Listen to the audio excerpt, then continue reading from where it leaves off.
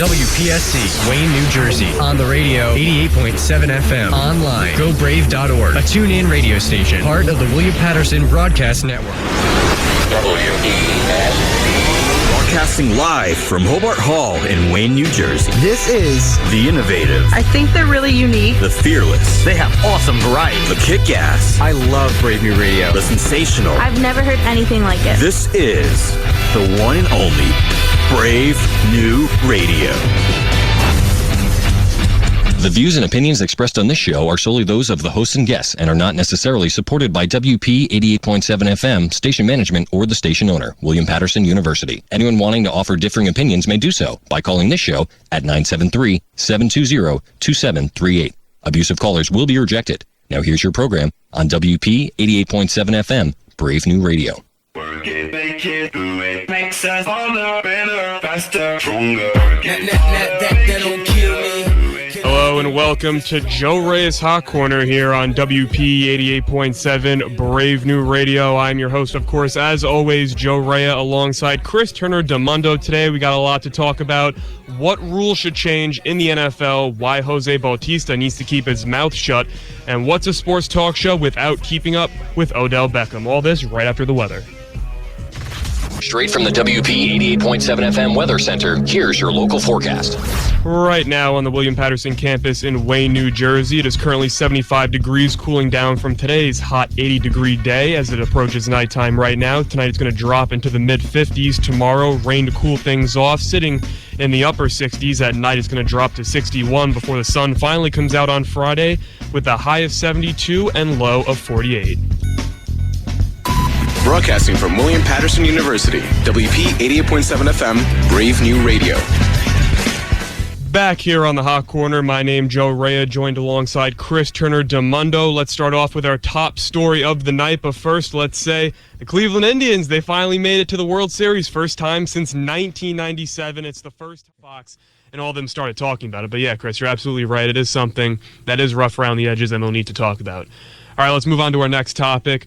You can't have a sports talk show without talking about Odell Beckham. In this edition of Odell Beckham Weekly, the receiver proposed to the kicking net that he was abusive towards a couple weeks ago. See, Chris, even the Giants kicking net got a ring before the Eagles did. Odell was the hero of this one late in the fourth quarter. Let's take a listen.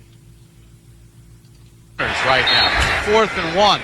Manning calls out the signals. Long count, takes the snap, back to throw. Zips it over the middle, caught by Odell! He's racing across midfield, he's to the 40, breaks left to the 30, he's to the 20, 15, 10, 5, touchdown Giants, 66 yards! Oh baby, is he good! Game breaker. Wow! Oh my Lord! What is That was Bob Papa. Beckham finished the game with 222 yards, the second most in Giants history. What's even more amazing is that 211 of them came in the second half. What's even more amazing than that is after the game, Eli Manning was quoted as saying, quote, "If he doesn't perform, you can get real sick of his antics," end quote. He then backtracked on his comments yesterday by confirming the great relationship that the two have by saying, quote, "He's playing the game the right way," end quote. Wow, Eli being critical. We got to talk about this one. Doesn't happen very often. Chris, what's your take on this? I think Odell is so lucky that late penalty where he took off his helmet and started running around like a fool all over the field and runs up to the net and he's proposing to the net.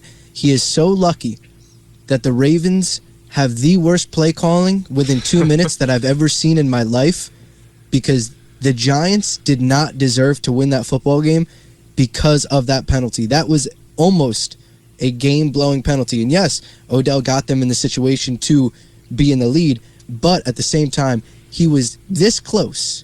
And I know you can't see me doing it, but I have my fingertips so close to each other. He was this close to blowing the game. And that's my problem with Odell, because everyone's going to be blinded by, wow, the 222 yards, the touchdowns. He did so great. But at the end of the day, all that matters was wins and losses.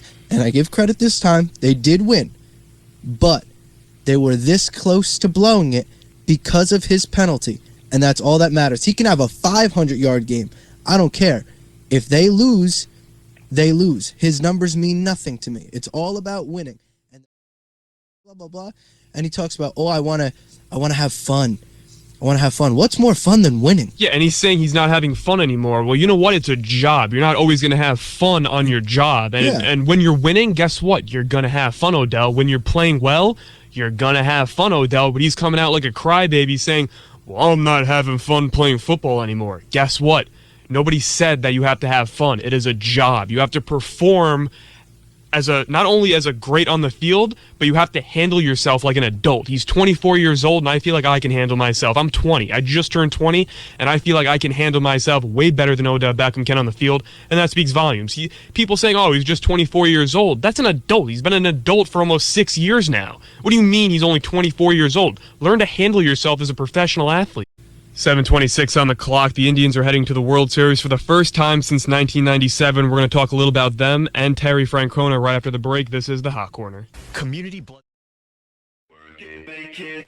Makes us harder, better, faster, stronger. Back here on the Hot Corner, Joe Rea, Chris Turner DeMundo. The Cleveland Indians are going to the World Series for the very first time. Well, not the very first time, for the first time since 1997. And for the first time in franchise history, they will be opening the World Series in Cleveland. So let's start off with our next reader. Terry Francona is now 2-0 in the playoffs with a bleeding player on the mound. The first came back in the 2004 ALCS with the Red Sox when Curt Schilling's sock bled mid-game.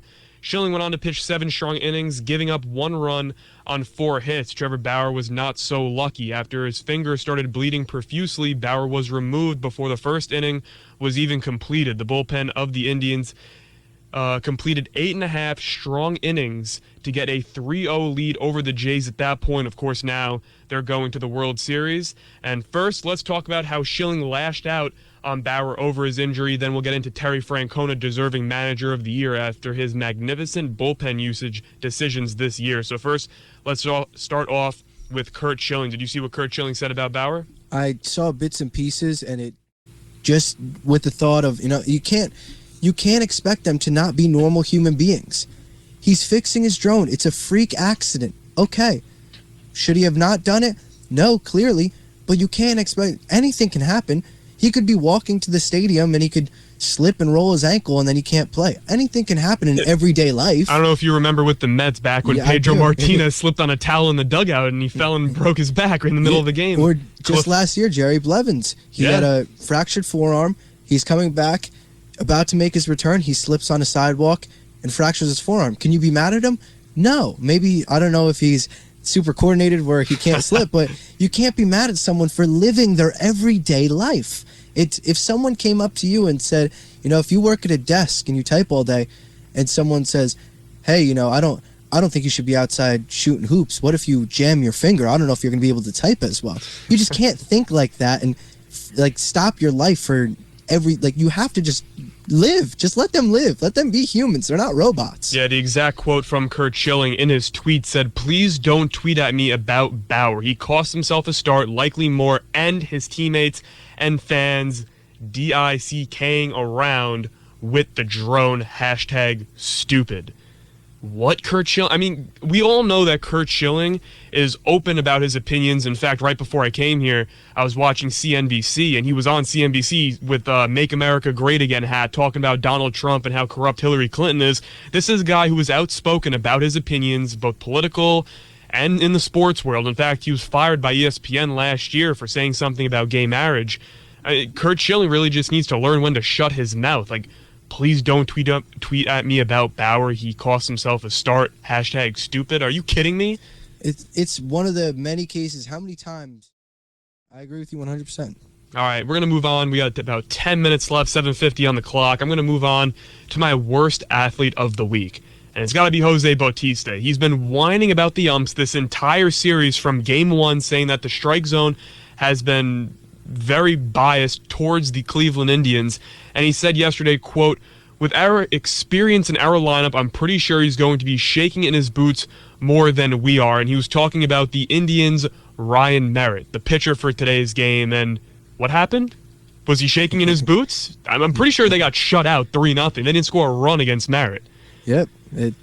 It's got to keep your mouth shut, Jose Bautista. And keep in mind, Ryan Merritt is a rookie. He was only played in one start of his entire career. It was a 7-2 victory over the Royals. The only time he started in a game this entire season, that was back on September 30th. He is a lefty, so coming into this game, I thought, Jose Bautista might actually have an advantage. Jose Bautista did go 2 for 4 in the game, but I mean, the entire 2016 postseason, he shouldn't be talking. He batted 138, which was actually raised in today's game. If he didn't play in today's game, before this game, he was batting 0.071 in the entire postseason. Jose Bautista cannot talk, and that is my problem with the Blue Jays, and I wish they got swept. It's not enough for me that they lost the series 4-1. I wish they got swept because I hate the Blue Jays. I hate the Blue Jay fans. In fact, another fan ran onto the field in the 9th inning during this game right before I came over to the studio here.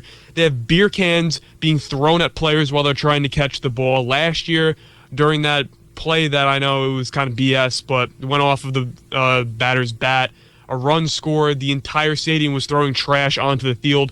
Aren't Canadians supposed to be nice? yeah. I think we might be going a little too far with judging all Canada, but Toronto, speaking, the Blue Jays and Jose Bautista, he keeps running his mouth as if he has something to back up his argument. 4 hits and 29 at-bats. Why are you talking? That, and this is like, the third straight year the Blue Jays have been in the playoffs? Or this is the second year. Yeah, they made it last year. They made it this year. Second straight year they've been eliminated in the ALCS. Exactly. You haven't done anything that you can't talk. You really can't talk. If you've done something, all right, you won in the divisional round. You won the wild card game. You won the divisional round. Congrats. You swept Texas, your biggest rival, the ones you hate so much. Congrats. But what matters at the end of the day? Making it to the World Series and winning the World Series. And they didn't do that. And who won the pennant back-to-back years? Not the Blue Jays. It was the Royals and now the Indians. They be talking. All right, I'm going to move on to my bold prediction of the week. And my bold prediction of the week is that Cleveland is going to have 3 championships in a 12-month span after not winning a championship for 52 years. The Cleveland Cavaliers just won in 2016. The Indians, I think, are going to be winning this year with the bullpen that they have.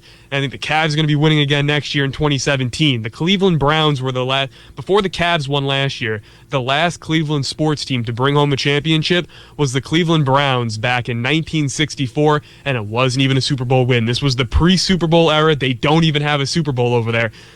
I could go out on a limb and say the Cleveland Browns are going to win a Super Bowl next year too, but I'm even going to get ahead of myself. I'm going to say that there's going to be 3 championships in the state of Cleveland before the season ends. That's all you need. All right, that's all the time we have here on the Hot Corner today. My name is Joe Rea, alongside Chris Turner DeMundo. Join us next week again, same time, same place, Wednesday, 7 to 8 p.m. here on Brave New Radio. Don't go anywhere. Music Biz is coming up next right after the commercial break. Stay tuned.